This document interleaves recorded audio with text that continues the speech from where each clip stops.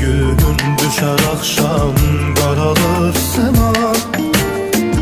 Dalmışam sükutlara, səni anmışam. Yalqızam, mən içimdə tənha qalmışam. Nədən sənsizlik əzabını çəkməyə məhkumam? Eşq ağlatmaz deyirdim, yanılmışam. İndi sənsiz körəlib elə olmuşam. Sındım eşqin önündə mən alçalmışam. Nə qədər əlacsız aciz qalmışam. Qırılmış ürəyimlə mən bacarmıram.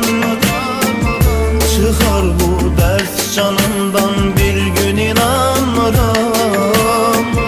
Etdin peşman mənə, eşqi eylədin haram. Qorxuram ömürlük sənə həsrət qalan. Mən bilmirəm